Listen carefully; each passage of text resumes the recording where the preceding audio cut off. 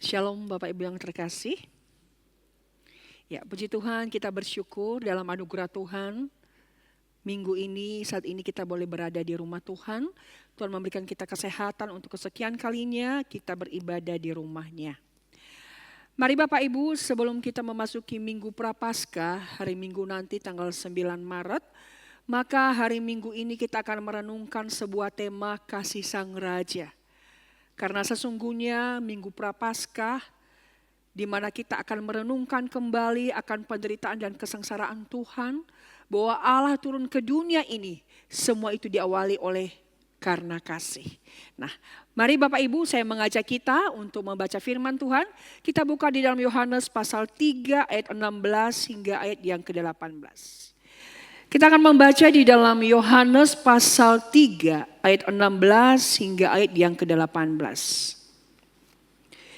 Bila Bapak Ibu sudah menemukan bagian ini, saya akan membacakannya kepada kita. Yohanes pasal 3 ayat 16 hingga 18. Demikianlah firman Tuhan. Karena begitu besar kasih Allah akan dunia ini, sehingga ia telah mengaruniakan anaknya yang tunggal, supaya setiap orang yang percaya kepadanya tidak binasa, melainkan beroleh hidup yang kekal. Sebab Allah mengutus anaknya ke dalam dunia bukan untuk menghakimi dunia, melainkan untuk menyelamatkannya oleh Dia. Ayat 18. Barang siapa percaya kepadanya, ia tidak akan dihukum. Barang siapa tidak percaya, ia telah berada di bawah hukuman, sebab ia tidak percaya dalam nama Anak Tunggal Allah. Bapak Ibu dan saudara dikasih oleh Tuhan, berbicara tentang kasih Sang Raja. Ada banyak orang yang memiliki pemahaman bahwa kasih itu identik dengan ketika seseorang itu sehat, ketika seseorang itu hidupnya baik-baik saja, ketika seseorang itu hidupnya berhasil sukses, ketika seseorang itu pekerjaannya lancar. Nah, itu adalah bukti bahwa Allah mengasihi. Sehingga ketika kita berbicara tentang kasih Allah dengan pemahaman ini, ada juga orang-orang ketika dia melihat dan dengan pemahamannya bahwa kasih Allah itu dengan apa yang dia lihat yang terjadi adalah tidak sesuai, tidak relevan. Sehingga tak jarang kita melihat orang Kristen ketika mengalami kesusahan, kesulitan, pergumulan hidup yang berat. Mereka merasa bahwa Allah tidak mengasihinya. Lalu akhirnya secara perlahan meninggalkan Tuhan dan meninggalkan gereja. Minggu ini kita akan melihat apa sih kasih Sang Raja itu bagi orang berdosa. Sehingga ini boleh mempersiapkan kita untuk memasuki Minggu Prapaskah. Bapak Ibu, kasih Sang Raja bagi orang berdosa itu yang pertama adalah kasih yang besar. Ketika ditulis di dalam Yohanes 3 ayat 16, karena begitu besar kasih Allah. Ayat ini adalah merupakan bagian dari percakapan antara Yesus dengan Nikodemus. Kalau kita melihat ayat-ayat sebelumnya itu ada percakapan di sana. Nikodemus itu siapa? Dia adalah seorang pemimpin agama Yahudi. Seorang guru, pengajar. Nah, Nikodemus ini memiliki sebuah konsep bahwa dengan mentaati hukum Taurat, dengan melakukan segala kewajiban agama, maka seseorang itu akan selamat. Dan apalagi karena dia adalah keturunan bangsa Yahudi, maka ya, agama Yahudi pada umumnya memiliki sebuah konsep bahwa selamat itu adalah sebuah hak istimewa bagi orang pilihan Tuhan, yakni khususnya bangsa Israel. Nah, ketika Nikodemus ini bercakap-cakap dengan Yesus dan Yesus mengetahui pemahamannya, Yesus mematahkan konsepnya itu dengan mencoba menjelaskan secara perlahan bahwa seseorang itu selamat harus dengan mengalami lahir baru. Dan kemudian di sini Yesus menegaskan lagi dalam ayat yang ke-16 bahwa barang siapa yang percaya kepada Kristus, ia akan selamat. Nah, Bapak Ibu, kasih yang besar itulah yang menyelamatkan orang berdosa. Kita mungkin bertanya, apa sih yang dimaksud dengan kasih yang besar di sini? Kasih yang tidak terukur, kasih yang begitu tinggi, yang lebar, yang luas, kasih yang tidak terfahami oleh kita. Kasih yang besar itu kalau kita mencoba melihat di dalam cerita Alkitab, ketika Yesus disalib di Bukit Golgota, maka di atas salib Tuhan Yesus itu ada sebuah tulisan. Inilah Raja orang Yahudi. Nah, tulisan ini ditulis di dalam 3 bahasa. Bahasa Ibrani, bahasa Yunani, dan juga bahasa Latin. Nah, saudara, bahasa Ibrani ini adalah bahasa yang dipakai oleh orang-orang Yahudi, baik di dalam agama mereka maupun di dalam tulisan kitab perjanjian lama mereka. Nah, kemudian kalau kita melihat bahasa Yunani adalah juga bahasa internasional yang dipakai pada masa itu, terutama di wilayah Kekaisaran Romawi. Dan juga di dalam perdagangan mereka sering memakai bahasa Yunani pada zaman itu. Dan yang ketiga, tulisan inilah Raja orang Yahudi ditulis juga di dalam bahasa Latin. Bahasa Latin ini adalah juga pada masa itu bahasa resmi di dalam Kekaisaran Roma, di dalam pemerintahannya, dan juga sering digunakan di dalam dokumen dan juga hukum Romawi. Ketika tulisan ini diberikan di atas salib Yesus, sebenarnya tujuannya adalah sebuah ejekan, sebuah olokan kepada Yesus. Kamu adalah raja, engkau berkata engkau raja, tapi lihat, sekarang engkau tersalib. Engkau berkata dirimu raja, tapi engkau tidak membebaskan dirimu. Kalau memang engkau raja, maka seharusnya pengikutmu ini akan menolongmu, bukan? Nah, tetapi ternyata ketika ada tujuan yang keliru dengan menuliskan inilah Raja orang Yahudi ini, tetapi sebenarnya ini adalah sebuah atas izin Tuhan dengan pemakaian ketiga bahasa ini untuk mewakili bahwa sesungguhnya Yesus itu adalah Raja segala bangsa, Juru Selamat dunia. Bukan hanya bagi orang Israel seperti pemahaman Nikodemus, tapi juga bagi bangsa non-Yahudi. Nah, yang kedua, Yesus itu disalibkan di antara 2 orang penjahat. Kanan dan kiri, penjahat itu layak untuk dihukum, digantung di atas salib karena kejahatannya yang keji, karena dosanya yang besar, sehingga mereka harus dikenai, dijatuhi hukuman mati. Sementara Yesus ada di tengah-tengah mereka, disalib bukan karena kejahatan yang sama yang seperti mereka perbuat, bukan. Nah, ketika Yesus disalib, Yesus mengambil hukuman dosa kita dan ditanggungnya di atas kayu salib, maka Allah Bapa ketika melihat anak tunggalnya sedang menanggung hukuman dosa dan murka Allah ditimpakan kepada Yesus, maka Yesus berteriak, Allahku, Allahku, mengapa engkau meninggalkan aku? Ya, ini adalah sebuah kalimat yang tidak bisa kita fahami secara manusia yang terbatas. Tetapi ketika Allah menimpakan murka itu kepada Kristus karena menanggung dosa-dosa kita, Allah memalingkan mukanya. Sehingga Yesus merasa ditinggalkan. Dan itulah sebuah penderitaan, sebuah seruan teriakan, Allahku, Allahku, mengapa engkau meninggalkan aku? Saudara, kalau kita bertanya di mana kasih Allah? Ya, ini adalah sebuah titik nadir, titik nol ketika seseorang berseru dan berteriak kepada Allah, Tuhan, di mana Engkau ketika saya sakit? Di manakah Engkau ketika saya menderita? Di manakah Tuhan ketika saya gagal? Di manakah Tuhan ketika saya sedang terpuruk? Ya, Yesus sebagai anak tunggal Allah yang menjadi manusia untuk mewakili kita juga. Manusia yang sejati, di mana harus menanggung hukuman dosa kita agar saya dan kita semua selamat.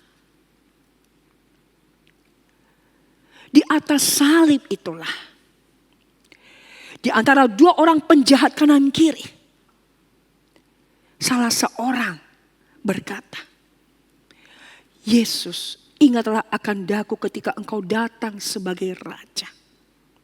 Ya, ketika dua orang ini dihukum mati karena dosa-dosanya dan mereka sedang berada di ambang neraka, ya, layak dijatuhi hukuman mati. Di ambang neraka itulah salah seorang dengan hati yang penuh menyesal, dengan hati yang tulus dia datang kepada Kristus dan berkata, ingatlah akan daku. Dan apa jawab Yesus kepadanya? Hari ini juga Engkau akan ada bersama dengan aku di dalam Firdaus. Hari ini juga, saudara, inilah kasih yang besar itu. Ketika seseorang di ambang neraka, dengan segala kejahatannya, dengan segala pemberontakannya, dengan segala dosa-dosanya, yang patut layak untuk dihukum. Tapi ia berseru kepada Kristus, ingatlah akan daku. Dan kasih Kristus yang besar itu berkata, hari ini juga Engkau ada bersama aku di Firdaus. Inilah kasih yang besar itu. Ketika seseorang layak untuk dihukum, layak untuk mendapatkan kebinasaan kekal. Tapi dalam kasih Sang Raja Kristus, Ia datang untuk menyelamatkan kita yang diambang pintu neraka. Yang terkasih, apakah kasih yang besar itu sudah kita alami hari ini? Kita ada di sini hari ini itu bukan karena inisiatif kita. Kasih yang besar itulah yang membawa saya dan saudara hari ini ada di sini. Tapi izinkan saya bertanya.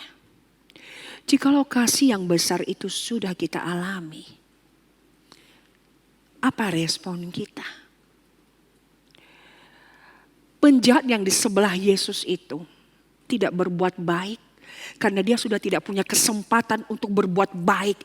Dia sudah tidak punya kesempatan untuk berbuat saleh. Tetapi Yesus berkata, hari ini juga engkau bersama aku di Firdaus.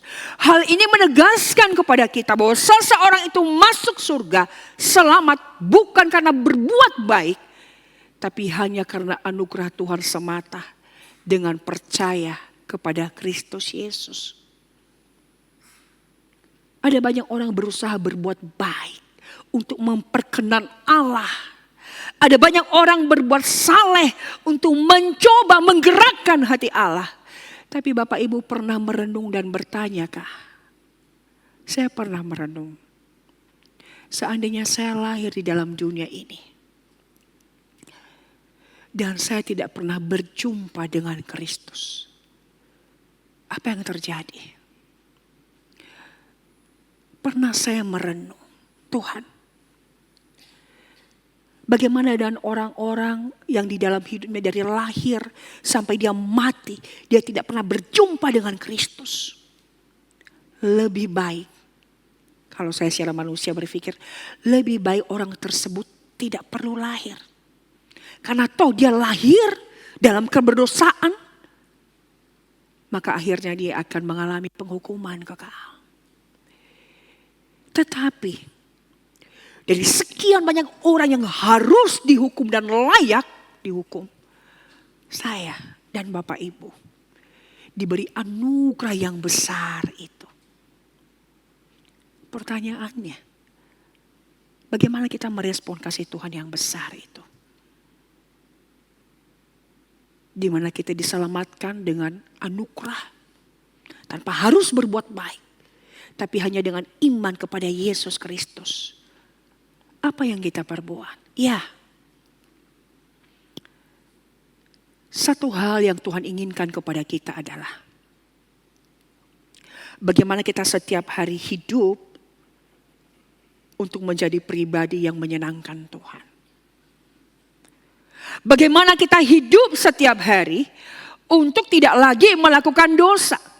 Karena sesungguhnya dosalah yang menarik Allah dari surga turun ke dunia ini dan menjadi manusia di dalam diri Kristus. Dosa yang menarik Allah menjadi manusia dan menderita di atas kayu salib. Karena dosa saya dan dosa kita semua. Jikalau kita tahu bahwa kasih Allah yang besar itu sudah kita alami dan diberikan kepada kita dengan anugerah dalam Yesus Kristus. Apakah kita juga masih terus mendukacitakan Tuhan dengan dosa-dosa kita setiap hari? Mungkin kita seringkali berkata kepada Tuhan, Tuhan, mulai hari ini saya berkomitmen untuk membaca Alkitab. Mulai hari ini saya berkomitmen untuk melayani. Mulai hari ini saya berkomitmen untuk berubah. Tapi jujur, saya tidak munafik. Setiap hari saya bergumul dengan dosa. Kita ingin kita hidup lebih baik. Tapi kita sadar bahwa setiap hari kita masih mendukacitakan Tuhan. Ketika kita diberikan kasih yang besar oleh Allah, maka sepatutnya dalam anugerah kita berjuang. Jangan terus membiarkan hati Allah berduka. Dengan dosa-dosa kita. Dengan pelanggaran-pelanggaran kita. Dengan pikiran-pikiran kita. Dan apa kata hati kita. Iya. Tuhan sudah mengasihi kita dengan kasih yang besar. Lalu apa respon kita? Membiarkan kita terus-menerus jatuh di dalam dosa yang sama. Saya yakin setiap kita rindu, hidup kita menjadi pribadi yang tidak mendukacitakan Tuhan. Saya yakin kita rindu hidup kita diubah oleh Tuhan. Tapi seringkali juga kedagingan itu menguasai kita. Contoh sederhana, Tuhan, terima kasih hari ini aku bisa menghirup udara pagi yang cerah, saya bangun dengan sehat, saya mau membaca Alkitab. Tapi kedagingan kita berkata nanti. Kemudian ada hal-hal yang lain yang mulai menggoda kita. Kita tahu itu dosa, kita tahu itu kedagingan. Dan ketika kita menurutinya, roh memang penurut tapi daging lemah, maka Allah akan berduka karenanya. Jikalau kita sudah mengalami kasih yang besar, mari, termasuk saya. Kita bersandar kepada Tuhan, Tuhan, aku rindu hidup lebih baik. Karena tidak ada persembahan hidup yang lebih berkenan kepada Tuhan selain kita dibentuk menjadi seseorang yang Ia mau. Kita bisa mempersembahkan apapun kepada Tuhan. Bahkan termasuk hidup kita sekalipun. Uang kita sekalipun, harta kita sekalipun. Tapi Tuhan lebih tertarik dengan karakter kita, pribadi kita. Untuk menjadi serupa dengan Kristus. Ya, hidup yang diubahkan dan ini artinya kita mati dengan kedagingan kita. Kedagingan kita, keduniawian kita, tabiat dosa yang ada di dalam diri kita. Ya, Tuhan membenci dosa. Dan setiap kali kita berbuat dosa, maka Allah itu bersedih. Dia berduka dengan dosa-dosa kita. Mari Bapak Ibu, ketika kita melihat kasih Allah yang besar, kita kembali berserah diri kepada Tuhan. Tuhan, ini aku, ubahkan aku. Tim Keller seorang pengkhotbah pendeta yang terkenal, ada sebuah kalimat yang disampaikan oleh beliau dengan berkata begini. Sebuah kutipan dari Tim Keller. Kasih Allah lebih besar daripada dosa kita. Kasih Allah lebih besar daripada dosa kita. Tidak ada dosa yang begitu besar sehingga dapat menjauhkan kita dari kasih Kristus. Kecuali ketidakpercayaan kita itu yang bisa melakukannya. Saya tidak mengerti bagaimana hidup kita di hadapan Tuhan. Apakah kita masih terus mendukacitakan Tuhan dengan dosa-dosa kita? Atau kita juga mungkin merasa sangat terhina di hadapan Tuhan. Kita merasa bahwa kita benar-benar tidak layak. Ibarat ketika ada dua orang datang ke bait Allah untuk berdoa. Seorang adalah orang Farisi. Dan dia berdoa di bait Allah dan berkata kepada Tuhan, Tuhan aku bersyukur. Aku melakukan puasa. Aku memberi persembahan. Aku berdoa. Aku bersyukur. Aku bukan seperti dia pemungut cukai itu. Dengan segala kebanggaannya. Dia datang di hadapan Tuhan dengan segala syukurnya. Karena dia merasa bahwa dia orang baik. Tapi pemungut cukai itu. Yang bagi orang Yahudi dianggap pendosa besar. Ketika dia datang ke bait Allah. Ia tidak berani memandang ke atas. Tapi dia hanya berkata, Tuhan, kasihanilah aku orang yang berdosa ini. Dan Yesus mengakhiri perumpamaan itu dengan berkata, maka pemungut cukai itu pulang dengan menjadi orang yang dibenarkan. Ya, mungkin ada di antara kita yang merasa karena dosa-dosanya aku tidak layak Tuhan. Mungkin karena dosa-dosanya dan berkata kepada Tuhan, Tuhan, aku kotor. Aku tidak layak. Apakah Tuhan masih tetap mengasihi kita? Ya. Seorang penjahat yang tidak sempat berbuat baik dan kesalehan. Di pintu ambang neraka Yesus berkata, hari ini engkau bersama dengan aku. Mari sebelum kita memasuki Minggu Prapaskah ini kita membaharui kembali hidup kita di hadapan Tuhan. Datang kepadanya dan berkata, Tuhan ini aku. Baharui aku, bentuk aku untuk menjadi murid yang terus menerus dibentuk. Untuk menjadi serupa dengan Kristus Yesus. Bapak Ibu yang terkasih, ada sebuah kisah yang terjadi pada abad ke-19. Ya. Ada seorang pengkhotbah terkenal yang bernama Charles Finney. Suatu hari dia datang di kota di Amerika Serikat di Detroit. Dan di sana beberapa hari dia melakukan kebaktian, kebangunan rohani seperti itu. Dan suatu hari dia mendapatkan undangan dari seorang yang sangat dikenal di kota itu yang bernama Bernie. Kemudian datanglah undangan kepada Charles Finney ini untuk diundang datang ke rumahnya, rumah Bernie ini. Dan banyak orang mengatakan kepadanya, kamu jangan datang. Dia itu penjahat loh, mafia. Kamu bisa aja datang ke sana nanti kamu pulang, nggak ada nyawa lagi. Tapi hamba Tuhan ini sangat tertarik dengan itu. Dia rindu semoga Bernie ini boleh percaya kepada Tuhan. Ketika dia memasuki rumah Bernie, segala pintu pagar ditutup dan dia masuk. Tidak lama kemudian, maka Bernie datang dan mengambil pistol dan menodongkan kepada Charles Finney dan mengatakan, kamu khotbah apa tadi di gereja? Coba ungkapkan lagi. Dan dengan sambil menutup mata Charles ini mengatakan, kasih Kristus dan darahnya di kayu salib sanggup menyucikan kita orang berdosa.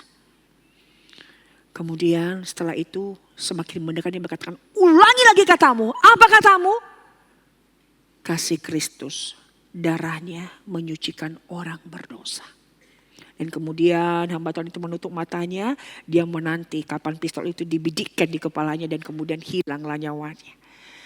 Tapi Bapak Ibu, beberapa detik kemudian dia membuka mata. Dan Barney itu pelan-pelan menurunkan tangannya di dalam genggaman pistolnya dan dia berkata, benarkah katamu? Bapak tahu nggak? Dengan pistol saya ini saya sudah 3 orang membunuh. Apakah darah Kristus bisa menyucikan saya? Hamba Tuhan itu berkata, iya. Bukan hanya itu. Saya memiliki sebuah bar.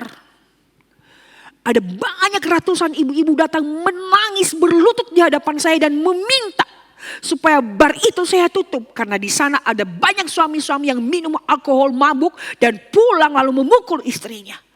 Mereka menangis di hadapan saya, tolong Pak tutup bar itu. Tapi saya tidak mau. Apakah Tuhan juga mengampuni saya? Ya, bukan hanya itu. Saya punya anak gadis namanya Margaret, hari ini cacat tangannya. Itu kejadiannya suatu hari setelah saya mabuk, saya pulang. Dalam keadaan mabuk saya pukul istri saya. Dan anak saya yang masih kecil waktu itu mencoba melerai. Lalu saya ambil, saya gendong, saya buang ke perapian. Sampai hari ini tangannya cacat. Margaret. Apakah darah Kristus bisa mengampuni saya, menyucikan saya? Hamba itu berkata, iya. Lalu Barney itu menangis. Dia berlutut dan berdoa. Ya, saya mau terima Kristus. Beberapa hari gak lama kemudian di dalam kebaktian kebangunan rohani yang diadakan, Barney ini datang kembali bersama dengan istri dan anaknya. Dan malam itu dia bertobat, dia berkata kepada istrinya, ini adalah hari yang pertama di mana engkau merasakan engkau memiliki seorang suami. Dia memeluk istrinya dan istrinya menangis luar biasa, juga anaknya perempuan. Dia memeluk anaknya perempuan Margaret yang sempat cacat itu dan berkata, malam ini engkau benar-benar memiliki seorang ayah. Saudara, inilah kasih Allah yang besar. Seseorang sudah mengalami kasih Allah yang besar, tentu tidak akan membiarkan hidupnya menjadi apa adanya, bukan? Tapi setidaknya dia bisa bersyukur kepada Tuhan dengan mempersembahkan hidup yang lebih baik, yang terus-menerus diubah. Memberi hidup juga untuk melayani Tuhan, memberi hidup untuk bertumbuh sebagai rasa syukur. Karena kita tahu kita selamat hanya karena anugerah. Kemudian yang kedua yang kita lihat di sini adalah bahwa kasih yang besar itu adalah kasih yang menyelamatkan dengan pasti. Kasih yang menyelamatkan dengan pasti dalam ayat yang ke-18 di sana dicatat, barang siapa percaya kepadanya. Ya, kata barang siapa di sini adalah, kata percaya di sini adalah sebuah tindakan yang terus berkelanjutan. Jadi seorang yang percaya ketika dia mengambil keputusan, aku percaya, itu adalah sebuah tindakan yang berkelanjutan yang terus menerus percaya dan mengikut Kristus. Jadi tidak hanya sesewaktu. Dan lebih jelas lagi ketika dikatakan barang siapa percaya kepadanya, kepada Kristus. Ya, jadi hal ini menyatakan, menegaskan bahwa kita percaya dan seterusnya percaya dengan bergantung penuh hanya kepada anugerah Kristus. Dalam menjalani hidup ini kita sepenuhnya hanya bisa bergantung kepada Kristus. Percaya kepadanya. Ya, hidup ini tidak bisa kita jalani sendiri dengan kekuatan kita Bapak Ibu. Tapi kita harus akui kita membutuhkan Tuhan. Kita memerlukan Tuhan. Kita bersandar kepada Tuhan. Ya, dalam segala sesuatu di hidup kita. Kita membutuhkan Tuhan. Sebab tanpa Tuhan kita bukan apa-apa, bukan siapa-siapa. Kemudian ayat selanjutnya lagi, kasih yang menyelamatkan dengan pasti itu jelas ketika dikatakan, barang siapa yang percaya ia tidak akan dihukum. Kata tidak akan dihukum di situ dalam bentuk present, artinya adalah bahwa tidak dihukum itu bukan nanti, tapi sekarang ini. Sekarang ini dalam masa waktu sekarang, Yesus memberikan jaminan yang pasti kita sudah tidak lagi dihukum. Nah, kemudian ayat yang berikutnya yang mengatakan, tetapi barang siapa tidak percaya, barang siapa sikap tidak percaya, ia tidak berada di bawah hukuman. Sebab ia tidak, mohon maaf saya ulangi ya, barang siapa percaya kepadanya, ia tidak akan dihukum. Itu bentuk present ya sekarang. Barang siapa tidak percaya, ia telah berada di bawah hukuman. Ia telah berada. Jadi orang tidak percaya itu hukumannya bukan nanti. Tapi sekarang. Ia telah. Jadi kalau kita melihat ketidakadilan, kejahatan di dalam dunia ini dan seringkali kita menangis. Tuhan, kenapa orang jahat semakin berkeliaran? Kenapa orang benar? Kenapa orang setia kepada orang percaya mengalami banyak pergumulan, penderitaan? Ayat ini menguatkan kita. Sebenarnya sekarang orang yang tidak percaya kepada Tuhan itu sudah mengalami murka Allah. Bukan nanti. Mereka sudah akan mendapatkan hukumannya pada masa sekarang. Tinggal menunggu waktunya Tuhan. Nah, Bapak Ibu yang terkasih, di dalam dunia ini kita membutuhkan jaminan. Tetapi ada jaminan yang lebih esensial di dalam hidup kita yang sangat kita butuhkan, yakni jaminan akan keselamatan kita untuk hidup yang kekal. Nah, jikalau Allah sudah menjamin akan keselamatan kekal kita, maka logikanya adalah kehidupan kita di dalam dunia ini juga tentunya Dia sanggup jamin. Jikalau untuk kehidupan kekal kita, yang itu semua di luar daripada kemampuan kita, usaha keras kita, Allah sudah menjaminnya dengan pasti. Maka apalagi kehidupan kita yang sementara di dalam dunia ini. Bapak Ibu yang terkasih, biarlah perenungan ini boleh kembali mengingatkan kita. Terlebih ketika memasuki masa prapaskah, bahwa hidup kita dijamin dengan pasti, bukan hanya untuk masa yang akan datang, hari ini juga. Karena itu mari kita terus menjalani hidup ini dengan bergantung penuh kepada Tuhan, berjalan dengan iman, dan bagaimana hidup kita serahkan kepada Tuhan untuk terus dibentuk menjadi murid Kristus yang sejati. Jikalau kita sudah mengalami Allah dan memiliki jaminan kepastian keselamatan ini, izinkan saya bertanya, bagaimana dengan orang-orang yang ada di luar sana? Apakah mereka juga membutuhkan Kristus? Ya. Ada banyak orang yang hidup tanpa Kristus. Mungkin mereka memiliki segalanya. Mereka memiliki pencapaian-pencapaian yang luar biasa. Tapi sesungguhnya seseorang yang hidup dalam tanda petik tanpa Kristus sedang hidup di dalam murka Allah. Mereka membutuhkan kasih Kristus. Siapa yang membawa, menceritakan, mendengungkan kasih Kristus itu kepada mereka? Jikalau kita sudah mengalami kasih Allah yang besar, mari kita membawa berita itu kepada mereka agar mereka juga mengalami Kristus seperti kita. Sehingga hidup mereka bukan hanya terjamin pada saat ini, tapi yang terlebih dan esensi adalah terjamin dalam kekekalan. Mari kita kembali membangun kehidupan kita di hadapan Tuhan dengan mengambil sebuah tekad dan komitmen. Tuhan, ini aku. Engkau sudah menyelamatkan aku, Tuhan. Dan tidak ada balasan yang bisa kita lakukan dengan perbuatan apapun. Tapi mari kasih Kristus yang kita alami itu kita bagikan. Mungkin keluarga kita, teman kita, sahabat kita. Dan ada banyak orang-orang di luar sana. Mungkin kita melihat mereka baik-baik saja. Tapi sebenarnya di dalam hati mereka ada satu kehampaan. Ada satu kekosongan. Sebab makna hidup yang sejati itu hanya bisa dialami ketika seseorang sudah ada di dalam Kristus Yesus. Makna hidup, arti hidup yang sejati itu hanya ditemukan. Juga kepuasan hidup, kebahagiaan hidup yang sejati itu hanya bisa kita temukan ketika kita sudah ada di dalam Kristus Yesus. Kiranya Tuhan menolong kita untuk membagikan kasih Kristus ini, kasih yang besar ini kepada orang-orang yang ada di sekitar kita. Wujudkanlah kasih Kristus dan memberi hidup kita juga terus diubah, dibentuk menjadi pribadi yang berkenan kepada Tuhan. Amin.